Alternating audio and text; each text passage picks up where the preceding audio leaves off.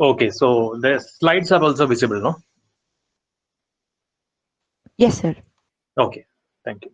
So we will, for the last week also, we were seeing the density-based clustering approaches. So the simplest of the clustering algorithm that we saw was the k-means algorithm. That was based on the centroid-based approach. The problem with this k-means clustering is that it is very challenging to group the data. We first of all we need to know how many clusters, how many groups are there, and then after that, if any outliers are there, then um, we won't be able to get an accurate grouping of the data. And also it assumes that the clusters, the groups are independent of each other. It needs a certain bit of separation. If there is an overlap, often the k-means clustering fails to group the data properly. So this is one of the illustration of the k-means clustering. You can see the GIF image. So first of all, we randomly select the centroids.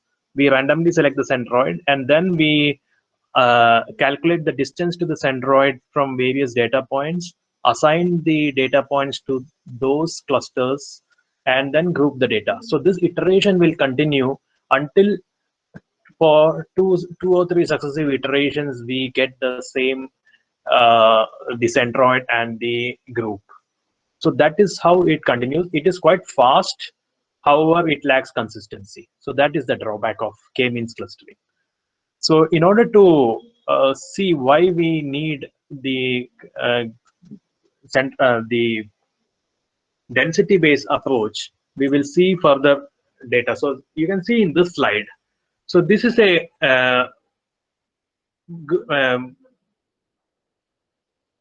bunch of data points. So now how do we classify it? The left side show how k-means algorithm classifies the clusters. So you can see that the k-means cluster, it is selecting, we have to specify how many clusters are there, how many groups are there. So we select k is equal to 2. So when we select k is equal to 2,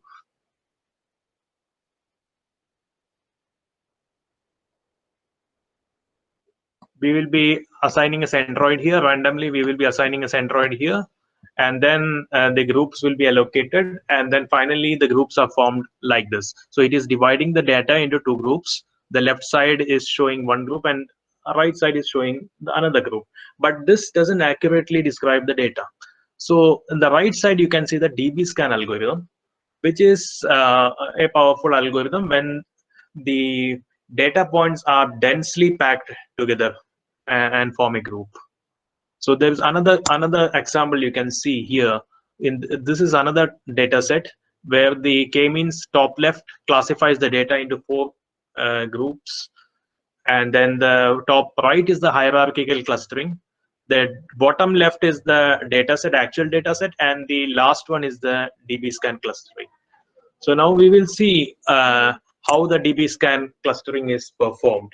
So DB-scan, it is abbreviation for the density-based spatial clustering of applications with noise. So it is density-based, that is the important thing. And now the densely packed group of data points are packed into one cluster. And we need not specify how many number of clusters are there. It will automatically identify based on the density. Only two things we need to specify. The two things are the epsilon and the minimum points. So epsilon is the diameter of the circle that we define so that we can group the data points. So how many we can define a centroid? No, we can define a we can randomly select one data point, and then we can. So we will be, let us say we have a cluster of data.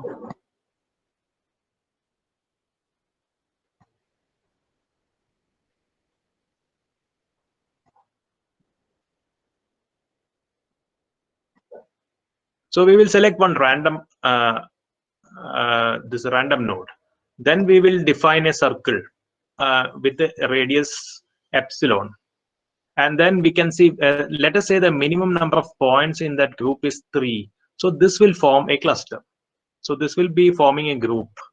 and then we can assign that group ID to this particular element. So then we will be seeing whether this element is belonging. We form the neighborhood, and then we scan each element in the neighborhood and then see how many elements are there closer by. So if the number of elements that is directly connected to that particular core node is greater than the minimum distance, that can be considered as a neighborhood, or it can be considered as a core point. If it is less than the minimum number of points, then it is considered as a border node. And if it is only that particular data point is there and then no other data point is there, that is called as a noise point. So these are the important.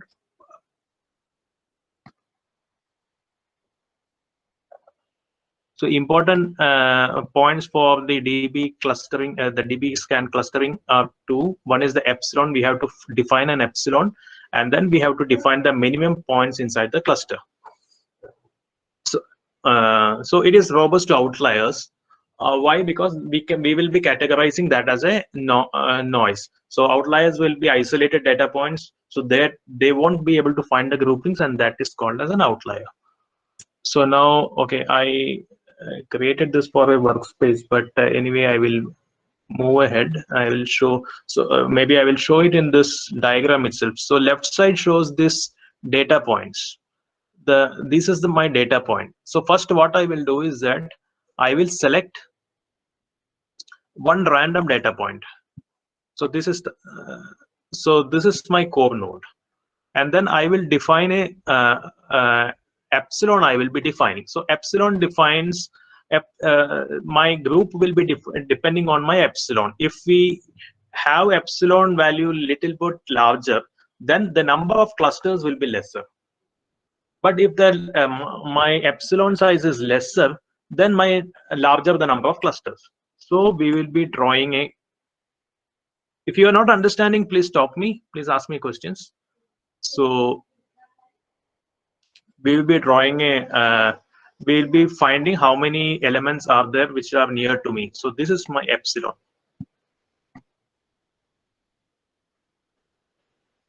So once I find that there are enough node which is greater than the minimum point, this is a core node. I will be moving to this one, and let us say this is having.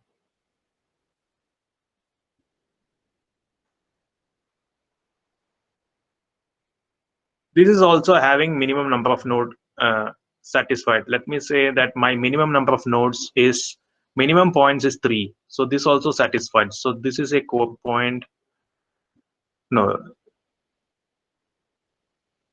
Okay, and this is a core point. I move to this particular node.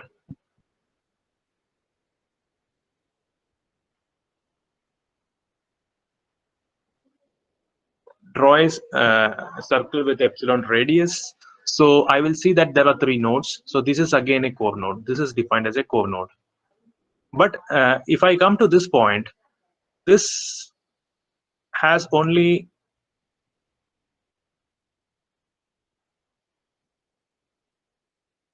This has only 2 points. So minimum points is 3. I define my minimum points as 3. And this actually the number of points inside this cluster is only 2. So that is not a core node. It is a border node. And if we go to this particular node, so we again draw a circle with epsilon radius. This is epsilon. So this is having only, this is the only node that is inside that radius. So this can be considered as an outlier. And then I will be categorizing that particular point as noise point. I hope it is clear till that point, till this point.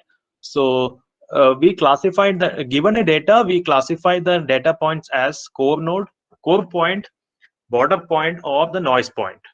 So that's all we discussed till now. For the DB scan algorithm. I'll hide it. Yeah. So classify into core point, border point, and the noise point. So now there are 2 other important aspects. That is, one is the reachability and the connectivity. So reachability is that if a data point can be accessed from another data point directly or indirectly. So direct access means it is directly connected, and indirect means it is connected to that particular node via some other node. And connectivity is that whether these data points belong to the same cluster or not.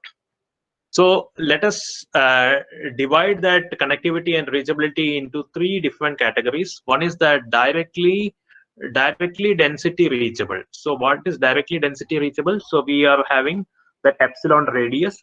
So you can see that x and y are the two points, and x is directly density reachable from y.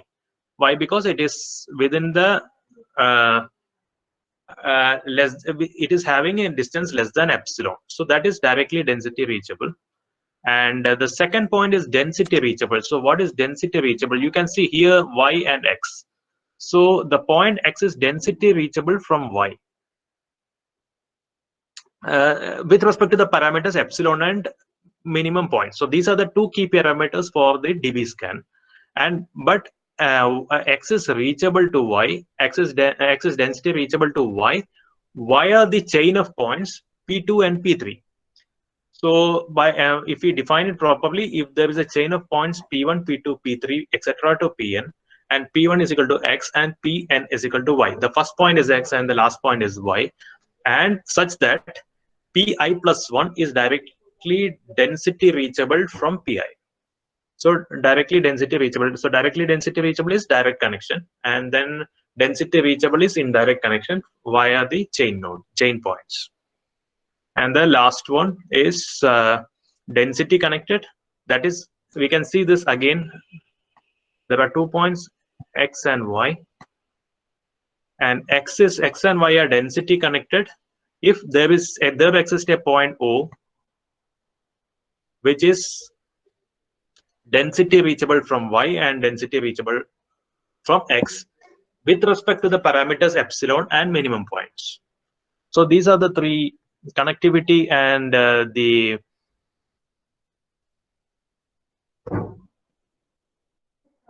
reachability thing. So now there is a visualization how the density based clustering is working. So you can see that okay, the first a point is selected, then it will draw a circle. So within whether it is within the epsilon radius, then it is marking that particular point as a core node. It is moving to the next point, and then it is defining the neighborhood. So when in any point in the neighborhood, if it is having another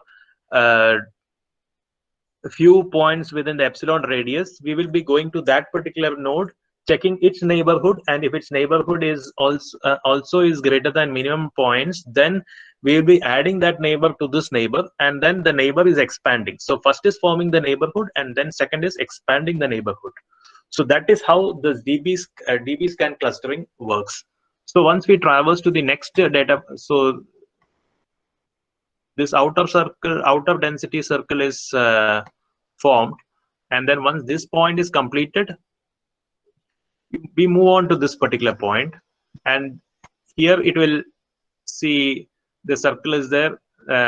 It keep on expanding the neighborhood, but once it reaches here, it stops because there are no further connection. Then it will move on to this particular node.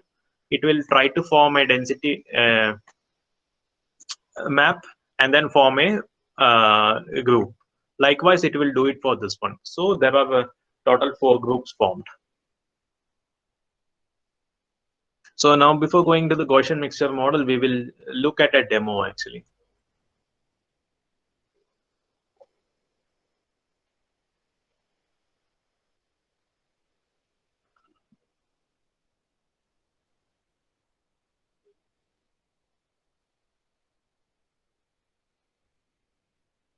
So let us go to the k-means. The k-means, what it will be doing.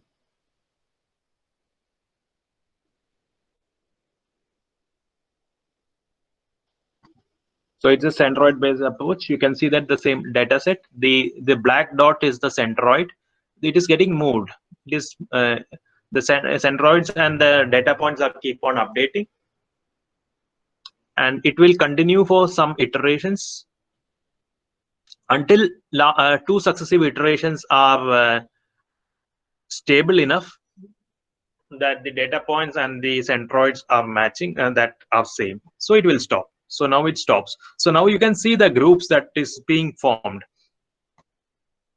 So that is the pink one, the top, bottom left, that is one cluster. The top right, the red one, that is another cluster. That is fine. But if you look at the middle one, it has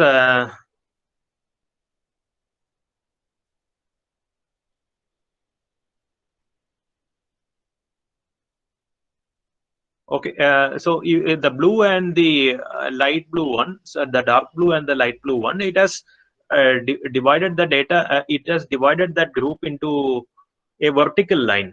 So that is not an accurate classification. So that is one of the limitation of the k-means clustering. So now how do we overcome that one? So let us go to this DB scan clustering. The same data set we will be using.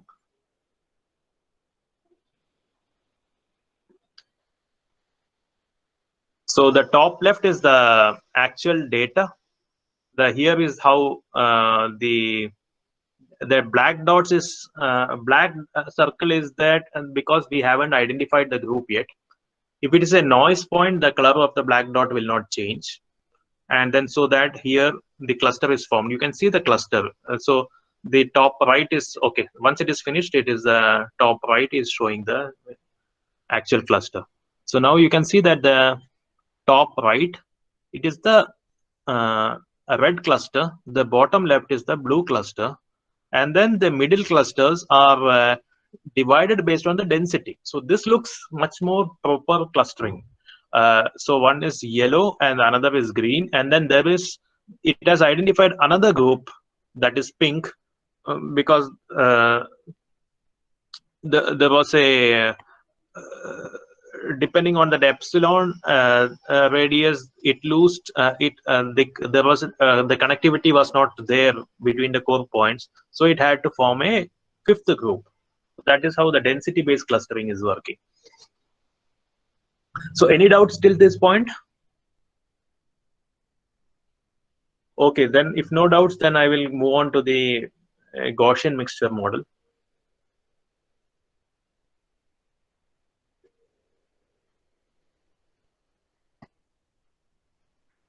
So you have to change the data set. If you change the data set, you will get a different data set you can try, and then you can see the cluster information accordingly. So the Gaussian mixture model, I'll run the code. I will.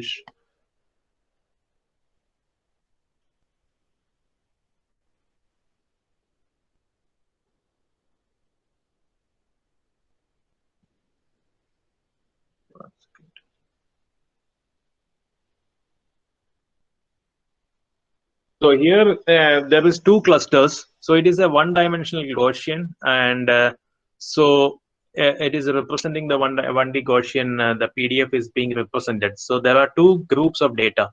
So the first group, you can see it is shown in the blue in the left peak. Its mean is around 10, and there is a variation. The variance, it is indicated by the width of the curve. And the red one on the right side, that is the second Gaussian. So it is again, this Gaussian is defined by the mean and the variance. So that are the two key parameters that will define the Gaussian. So in the 3D form, so now when we move on to the 3D form, so the 1D is the simplest case. So when you move on to the 2D form, so I have opened it, yeah. So you can see that, yeah. So this is the cluster of data, and then in that cluster it formed two different Gaussian.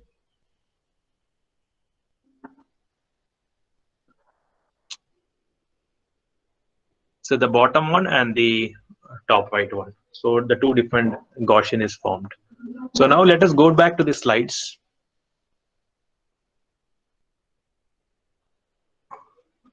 So the Gaussian mixture model So if you have a group of data, and then if it is a density based distribution is there, then we can divide that particular data points based on the density. The Gaussian is one of the easiest way to represent that data. So Gaussian, it will be having a fixed mean, and then there is a spread.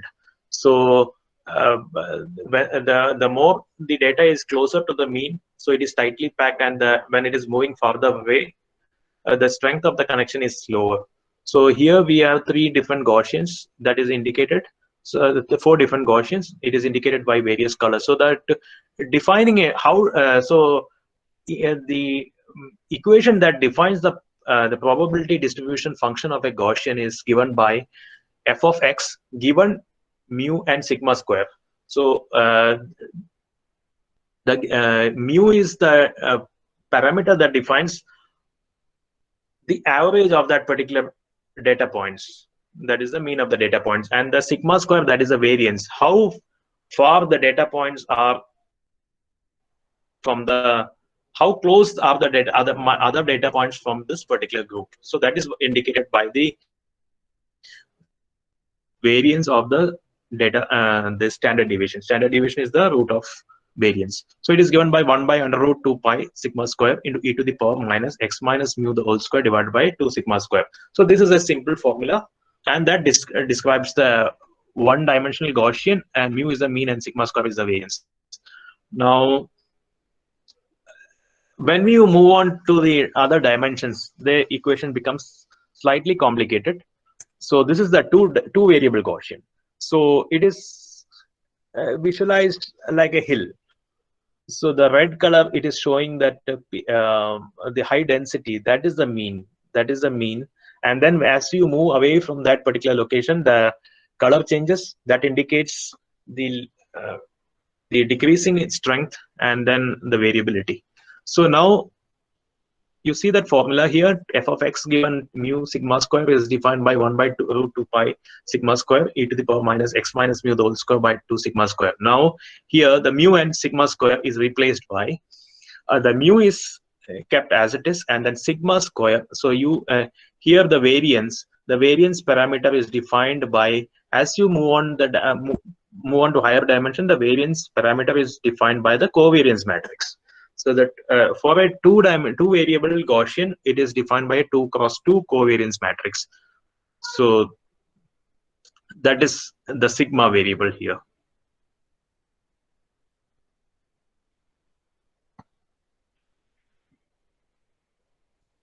So now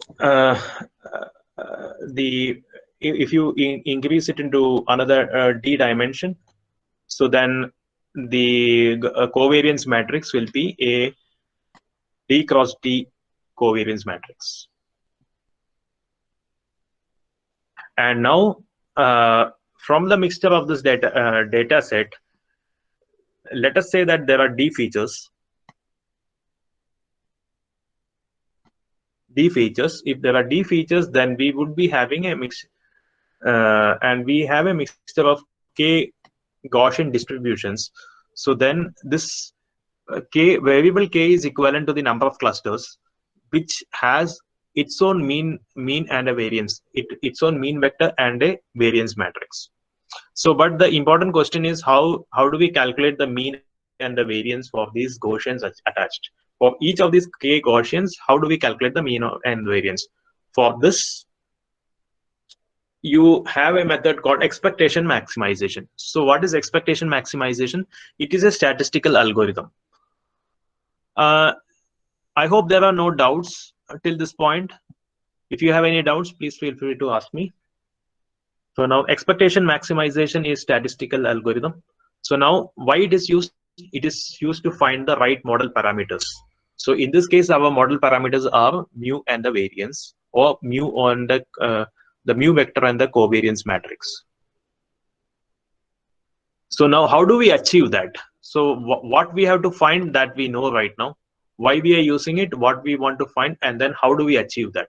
So how do we achieve that? There are broadly there are two steps. One is the E step and the M step. In the E step,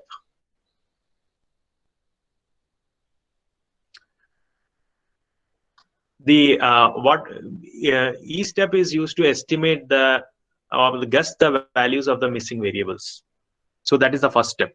And then M step, it is based on the estimated values in the previous step. Keep on updating the parameters and then finally form that.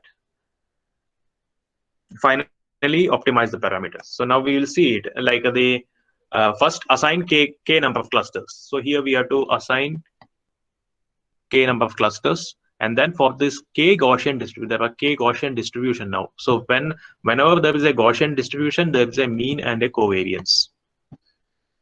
So mean is mu, and then the covariance is vector is defined by sigma 1 to sigma k. And then there is now we have another parameter that is coming. So that is the number of points for the distribution. So that describes the density of the distribution. So that variable is given by pi. So now our aim is to find these particular parameters. So the E step, the first is the E step. For each data point xi, calculate the probability that it belongs to that cluster. So now there are, let's say there are k clusters, C1, C2, etc. to Ck. And now how do we find whether that belongs to that particular cluster? So we use a probability based approach. So the probability that the data point xi belongs to cluster C is in the numerator. And then how do we find the probability?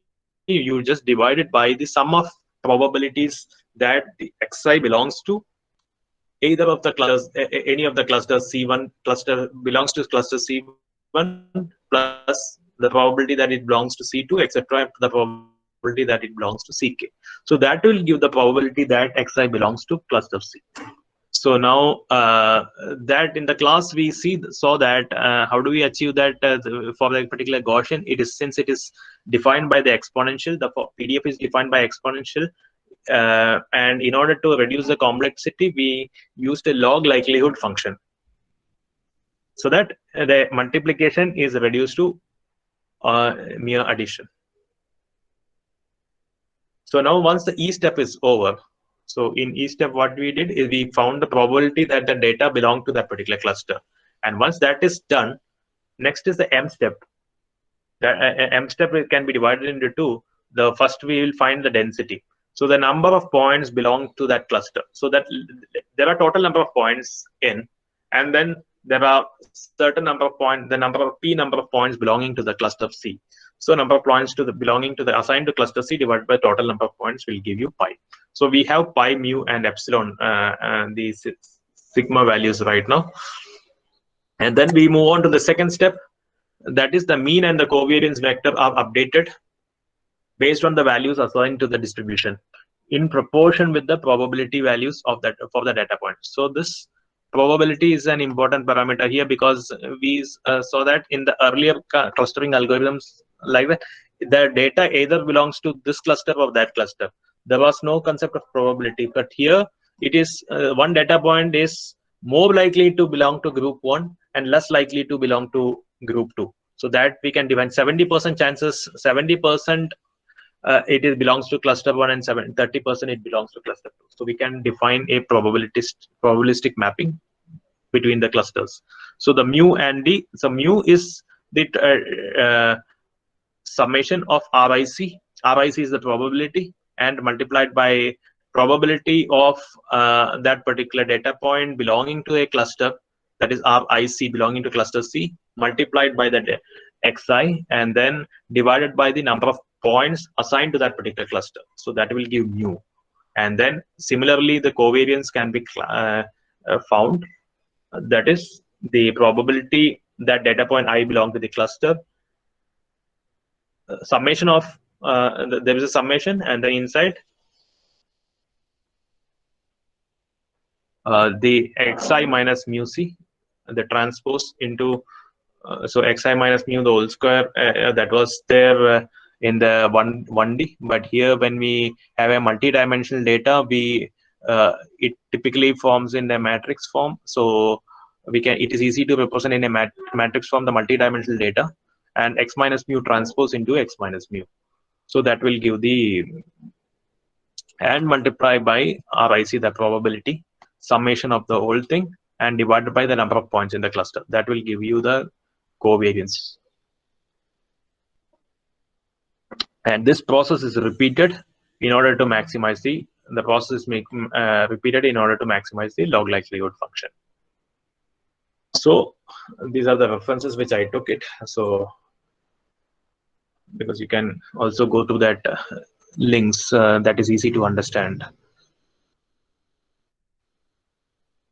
And okay, so now one more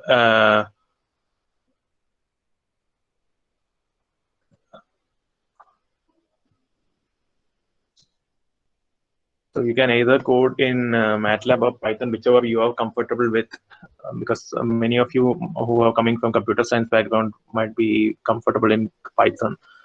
So here I have the same data set I am picking up. I hope it is already loaded there actually. So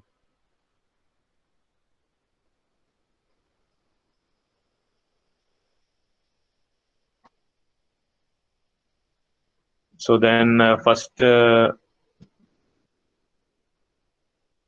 this was the same data that we used, and then when you use the k-means algorithm, this is how the cluster is coming out actually. So it has divided into 4 clusters.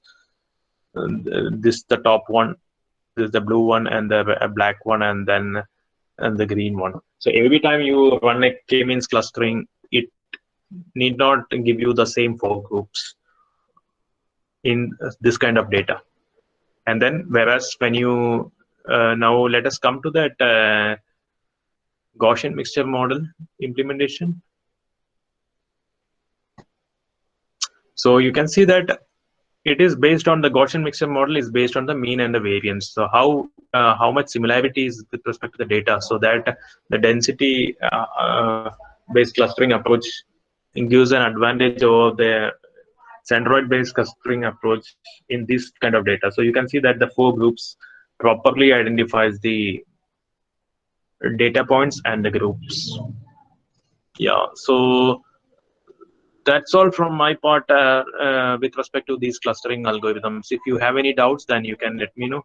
And maybe your first assignment will be based on this DB scan algorithm. So it is quite easy to implement. You just need 2 parameters, epsilon and the minimum points, and then you can work it out. So we will be giving you a 1 week time, and then we will be giving the assignment. So if you have any doubts, then you can let us know. I hope it is clear to everyone.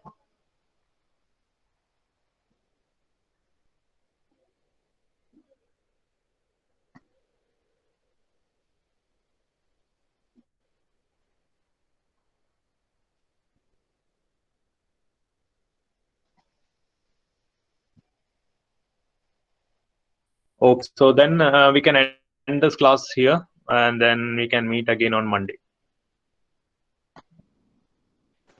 Thank you, sir. Yeah, thank you.